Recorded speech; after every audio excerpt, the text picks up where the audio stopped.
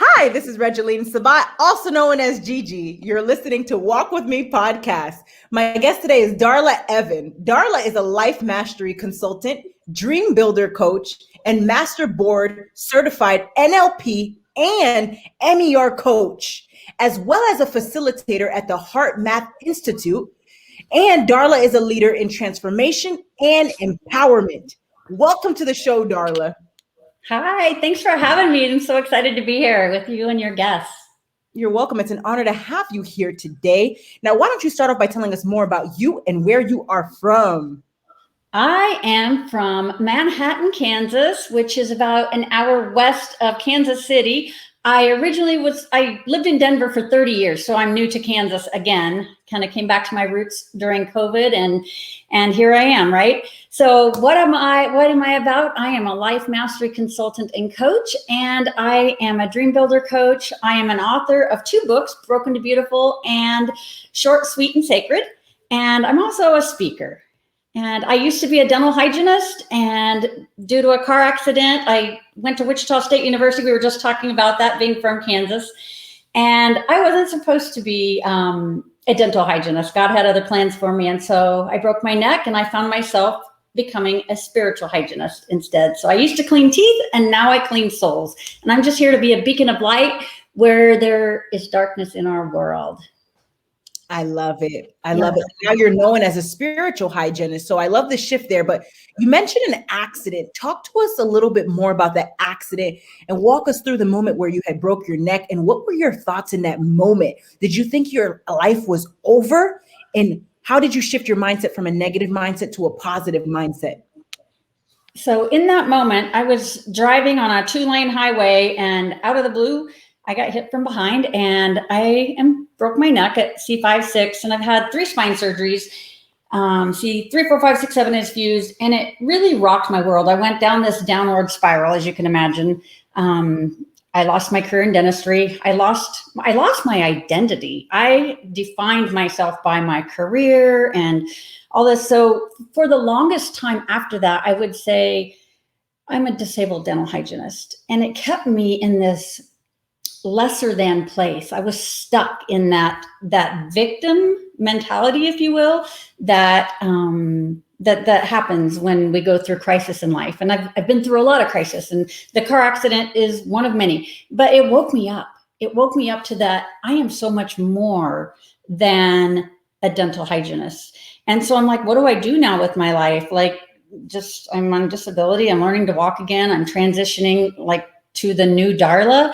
And it was a journey, and it was a journey of self-exploration. So I dove deep into prayer. I became just super tight with God, which obviously was needed. I thought I was close, but you become a lot closer when you have a lot of time to think, and you're, transitioning and learning to walk again and stuff and reinvent yourself. So I got a lot of messages, and the same message came through over and over, and it says, go share your message with the world. And I'm like, what does that mean? And fast forward 7 years, I'm in the hospital again. I ended up having pulmonary embolisms in my lungs, which are blood clots. I had 50 of them. I hear this nurse outside my room, and she's like, Darla's not going to live through the night, and I really don't want to take her case. She's not going to make it. And I heard these nurses talking, and I'm like, they're talking about me. And it woke me up again. And I heard that voice again, go share your message with the world. I'm like, okay, now you got my attention, God. Like, I'm going to listen. I don't know the how. I don't know what this looks like, but obviously I'm not supposed to be a dental hygienist. So I started writing. I got out old journals and that I kept through my childhood and adulthood life. And I started writing, and I became a life mastery consultant and a certified coach. Got my master's in neuro-linguistic programming, which is all about rebooting our mind, like getting out of our heads and dropping down to this heart space. And so, my friends, we're all our own highest authority. We all have the answers within us. And we seek outside validation like so much. Don't you agree? Like, is this what I'm supposed to do? Or my parents said I should do this, or all these things. And all along, we have the answers. It's that God within, that spirit that breathes us. We have it all within us all along. It's like Glinda the Good Witch, in Wizard of Oz. Like, we all have that capability. And so for me, it was huge, not seeking approval in the outside world and just being still and knowing. And so I got to be tested with resiliency once again in my life. You know, I've these bumps, and life throws us curveballs, right? And sometimes we get some crappy cards, and it's what we do with those cards. Like, are you going to sit in the muck and say, poor me, I'm a victim of child abuse. You know, I married a husband who was an alcoholic and was very abusive, and all these stories. And then I broke my neck in a car accident, and I had a son that made a bad choice and had to go to prison for a few years. But you know what I found is when I get out of that victim mentality, I moved to a thriver. So from survivor to thriver, from victim to victor. It's a mentality, and we can choose to find peace amongst all the broken pieces in our life. And it's a choice. And so the choices we make today are going to be who we become tomorrow. And that is a message I love to share, because we can hold these broken pieces over here, or we can piece them together and create something even more masterful. And what we can do with that, it can be magical, how we can impact other people's lives. And so that's really what I'm about. And like, I have so much gratitude. I wouldn't wish my life on anyone, but I wouldn't change a thing, because I learned so many lessons, and I'm so grateful. And I think for me, had to go through some of these road bumps in life to get the lessons. And when we come from a place of gratitude and can say, oh my gosh, I get it now, maybe why I had to go through that. Life doesn't happen to us, it happens for us and through us. And it's all about the messages. And so it's shifting from victim to thank you, God. Thank you. What gratitude, what lesson can I find in that situation? And so we're all more powerful than any circumstance or situation that we're dealt. And I have a quote. I want to share this just because it's really resonating with me right now. I believe in a world where it's never too late to do the darn thing. Because I think so many of us have these things that we want to do, whether it's that bucket list trip, or find the love of our life, or get out of a bad situation if you're in a domestic violence marriage, or whatever, or you want to write the book, right? So we all have these things. And I think we keep ourselves stuck. We tell ourselves, oh, I'm too old for that, or I can't find the love of my life. I'm 53 now and I'm too old. I got wrinkles, or blah, blah, blah. Like, we keep ourselves limited and stuck, and it's never, ever too late to go do the thing. So I am so passionate about peeling back these layers of these beautiful rose petals in life, or the onion, some people call it, and finding what makes you come alive inside, what makes you light up. Like, what is that? And why are you putting it on the back burner? Like, why don't you step into that? And let's lock arms and, you say it beautifully. You say, walk with me. And it's like, yeah, let's lock arms and walk together and find how we can peel back your layers and find what it is that makes you come alive. And it's never too late. It doesn't matter if I have clients that are 75 years old, and I have clients that are 25 years old. It doesn't matter where we are in life's journey. As long as you're willing to do the work and to dream and come alive again, and it aligns with your core values, we are stronger than any circumstance or situation. So never be stuck. It's never too late. I love it. Very powerful. Yeah. Yes. Now, walk us through the child abuse and domestic violence that you overcame. How did you overcome both major challenges in your life? So going back to my childhood, I hid it a lot when I was a child. I hid behind masks because I didn't want people to know what I was going through. Number one, I didn't want to be judged. I had a lot of shame, and I had a lot of fear, because I was told, if you tell anyone, this is what's going to happen to you. And I didn't want that to happen to me or my sisters, or I didn't want my mom to be killed. And so I was scared. And so I didn't tell anyone for a long time. So I didn't overcome it. I just kind of put on the masks and hid behind it. And I didn't really start working through that until I was 23 years old and pregnant with my first child. And I started falling in love with this baby bump that was growing. And I'm like, oh my gosh, I love this baby. And, what if I do to my child what was done to me? And it scared the crap out of me. And so I worked with a counselor every week for probably 2 years and just peeled back those layers and really got clear on that I was a victim and I was a child and I was innocent. And how can I didn't have a lot of self-esteem. I used humor to hide and stuff like that. So, and I confronted my father, who was my abuser as a child. And I've done that a couple times, and it was very healing. And I got to learn to forgive. Like, it was transformational. Did it make it right what he did? No. But when I learned forgiveness work, and it's something we all have to deal with every day, as long as we're living and breathing, we all have some forgiveness work to do. So that was huge for me in my journey of overcoming that abuse. So I thought I knew better. And when I married my alcoholic husband, we were only married 3 years, but it was the worst 3 years of my life. It was horrendous. He played the big picture, and I saw the red flags, but I thought I made excuses. I didn't want to believe.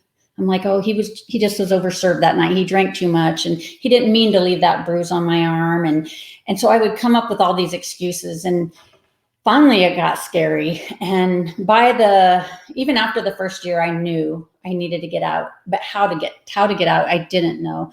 And so I started keeping track of threats, and I remembered people that were around me that heard threats that he made or would say certain things or asked about a bruise. I just started telling people a little, and that unfolded. And he ended up fell when he was drunk and got a brain injury. And that was my escape. I went to the police and I said, this is what's going on. And I reached out and I went and hid in a shelter. I got a lot of counseling, and that was my journey of my escape through that.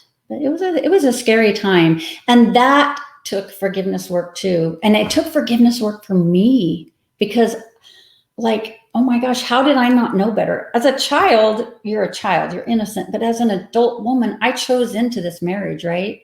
And I saw some of the signs, and I chose to not listen to it. And I think it was Oprah before used to say that, like, when you hear that inner stirring, that God within you, listen, because that inner knowingness knows.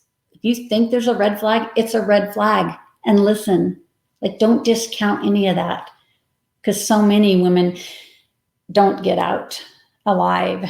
And I looked over my shoulder for a few years after I left that marriage, because I had a feeling he was going to have me shot. He told me how he would take me out if I ever left him, and he would leave me penniless and all that. And so I was super scared. But again, forgiveness work, and just, I think, leaning in and trusting God, surrounding yourself with a support system, getting help, getting counseling, and documenting, and loving yourself. That I forgive myself. When you know better, you do better, right? And hurt people. And same with my dad. My dad was a hurt child, and he was a hurt, and he hurt his children because he never got help. And then I married this horrible man who hurt me, and it doesn't make an excuse for him either, but hurt people. And I think he had some demons inside, and he was hurting. And I don't know his history, I guess. I never uncovered that enough, but I just had to get out. But hurt people. And so when you know better, you do better. And now I know better, and I know to listen to the signs, and I know to be still and know. The Bible says that, just be still and know. And that's the biggest advice I would give people. Just get quiet, and the answers come, no matter what it is, your career, your relationships, financial strife you're having in your life, whatever. Like, be still and know, and you'll hear. And it's such a beautiful journey. I love it. Be still and know. Very powerful. Now, Darla, what is your best advice to the audience for walking with purpose and living a life of happiness? Walking a life with purpose, it's being true to yourself. Like, I think so many of us, like, it's never, my slogan is, it's never too late to do the darn thing, right? So whatever it is you want in your life, whether it's relationship, time, money, freedom, if you want that dream house, if you want to write the book, if you want the love of your life, but you think it's never going to happen because you were this victim of this situation and you had a divorce. Well, love's not in the cards for me. Stop that. And ask yourself, what would I love? I love doing this with clients. What would you love? What is it that lights a fire in you? And maybe it's, I would love to have a tiny house out in the mountains, or maybe it's, I want that passionate love. And maybe it's, I want to write that book, or maybe it's, I want to go work as I work as a CASA advocate I'm a voice for court-appointed special advocate for abused and neglected children. Like, how can you share your gifts? What lights you up inside? Ask yourself that. And then ask, is it in alignment with your core values? Does it cause you to grow? And does it have good in it for other people? It's being of service. And when you can get all that in alignment, oh my gosh, it's a beautiful thing. And those are some lessons I've learned, and it has helped me on my journey. And so I love sharing that and just walking people down that path of finding what it is they would love in their life, because it's never too late. And that's what matters. God put us here to love life. It's such an abundant life. Like, there's so much good around us, and we tend to stay stuck in all that muck instead of focusing on the good that is there. And so it's that attitude of gratitude. I love it. God put us here to love life. Very inspiring. Mm-hmm. Now, Darla, where can the audience find you? My website is the easiest, and it's darlaevon.com. darlaevon.com. And so you can get on my socials too. I'm on Facebook and Instagram, and I don't really do Twitter. I'm starting a YouTube channel because I have enough stuff. I'm starting to put stuff on YouTube now, but LinkedIn, I love connecting with people there. So, but connect with me on my website. That's my number one value in life, connection with people. I want to hear your story. I want to lean in. How can I serve? How can we get you results that you want and deserve in your life, no matter what the circumstances were in your past? Who cares? I wrote in my one book, Broken to Beautiful, I have this thing, I call it a chuck it bucket. I don't know if you could see this. It's a chuck it bucket. And so, my friends, what no longer serves you in your life, chuck it in the bucket. Chuck it in the bucket and get rid of it. It's a proverbial trash can. And so if you're going through old stories, which we all do, and we repeat them and it keeps us stuck. So with my clients, if they start doing that, I'm like, you know what? You need to chuck that one in the bucket. Chuck it in the bucket. And it's letting it go. And it releases that hold on us. Because we all have handcuffs in life. We have something. We all have a story. That I know for sure. And it can keep us stuck. And we all hold the keys to that handcuff. All we got to do is unlock it. So let the stuff go. Chuck it in the bucket and just let it go. I love it. Now, Darla, you showed us your book there. Hold it up again and tell us a little bit more about your book. This book is my first book, and it's called Broken to Beautiful. And it's a real life story of crisis to clarity. And so this book I wrote, and it is about, I wrote this book when I was sitting in Colorado in my house, and we had a snowstorm, and I went down in my basement and I collected a bunch of my old journals from childhood, and I started highlighting. I started rereading old journals, and I highlighted, and I had almost the same message over and over again. And one was on forgiveness, and another message. I had written quotes or Bible verses or things that resonated with me in my life, shining your light in the world, the power of being positive, forgiveness, all that. So I took those stories that resonated with me in my old journals, and I kind of compiled them into a little short story, and then some tools that you can use, like how to get unstuck. And if you have this going on in your life, this is maybe what you can use, journaling or meditation or prayer, and what has worked for me. So it's a simple, I call it an airplane read. You can get on at point A and get off at point B, and the book is over. And then I just released this book, Short, Sweet, and Sacred. It just came out a couple weeks ago, and it hit bestseller in 5 countries. Sorry, I just have to celebrate because I'm still on cloud 9. But I collaborated with 52 other life coaches. And what we did, we each wrote a chapter. So 1 chapter per week, if you will, walking through the year. And it's about stories of overcoming. Life coaches who have overcome and moved from stuck to success. And so my story in this book, it's a short story, and it's about my first visit to my son when he was in prison and what that was like for me. And, right now I know it's his journey, and he had to go through what he had to go through to learn the lessons he had to learn. He's a beautiful soul, and he's out, and I celebrate him. But just how what that looked like for me and what that felt like and how I overcame that point. Because as a mom, it really, really was hard on my heart for those few years that he was locked up. So I just shared a snippet of that in that book. So that's my books. Darla, you mentioned that your son was in prison. Yeah. What would you say to the other parents out there who have had a child in prison, currently have a child in prison? Your best advice to those folks to get through? This is one of my most passionate things to talk about, honestly, because I like to call them my surrogate babies. If you have a child in prison, love them. Don't write them off. Do you know how many kids, I call them kids because a lot of these young men that were in prison with my son, 20-somethings, their family won't talk to them anymore. They're an embarrassment. How are we going to tell our friends, our family, our church, whatever, because of your choices? And so they don't talk to them. They don't write them letters. They don't answer their phone calls. And so I just say, love them where they're at. It's their journey. And again, it's about forgiveness. Maybe they had something to learn through this.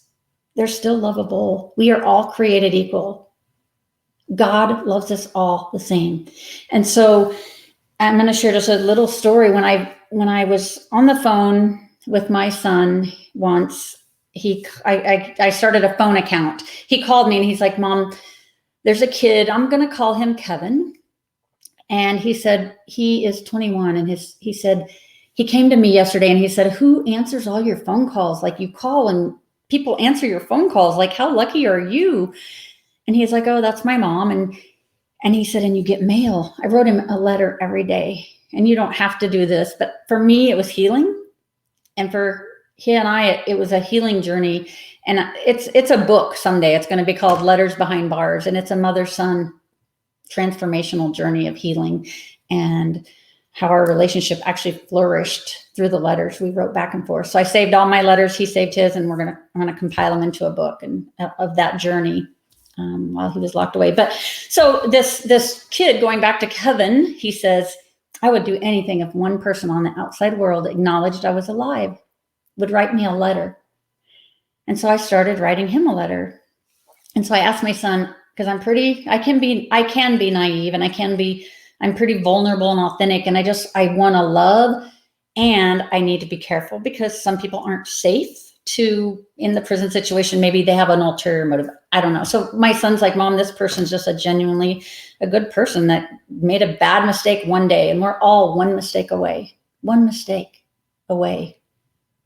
guy was there. He had a car accident. He drank 2 glasses of wine, and he was legally drunk, and he hit another car and he killed them. He's in jail. He's in prison for manslaughter. So we're all one mistake away. So what happened when my son was there? I started a prison ministry, if you will. I don't really call it a prison ministry.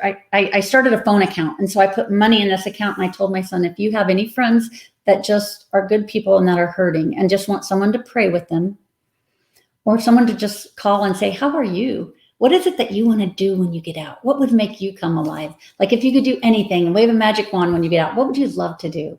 How can you write the next chapter better? So I'd almost start coaching these prisoners. And they would call, and I knew it was the prison, so I'd answer. And sometimes I couldn't answer, but then I started writing letters. And so we have this pen pal thing, a few of the prisoners and I got 7 Mother's Day cards from my surrogate prisoners this year. I don't know what they look like. I don't know where they live, and it's okay. And I may never meet them, and that's okay. But what if they get an ounce of hope while they're in this dark time, because no one else in the world listened to them or made them feel like they matter? I've cried with them. I've laughed with them. And I don't even know these kids, but don't give up. Don't give up on anyone. Like, you don't know. We just don't know other people's stories. So that's kind of where that came about. But I could cry talking about it, because it it's life-changing. And I think everyone deserves a second chance. And, maybe I think before my son was in prison, I probably used to judge, oh, they're a prisoner, or they're a bad person. No, they're a person that made a bad choice. So I just want to come from that. What would God do? He would do the same thing. Jesus would just love. We all want to love and be loved, and we all matter. And I'm no better than them. I don't care if I sleep my head in a mansion at night, or on the streets and I'm homeless, or if I put my head on a bed in prison at night. We are all more alike than we are different. And so that's how that came about for me. So shining a light where there's darkness again. Amen. We all matter. You are such an inspiration, Darla. Thank you for sharing your story. Now, ladies and gentlemen, make sure to check out Darla at darlaevon.com. That's DarlaEvon.com. And Darla, thank you again for being a guest on Walk With Me podcast. You have a blessed day. My pleasure. Thank you.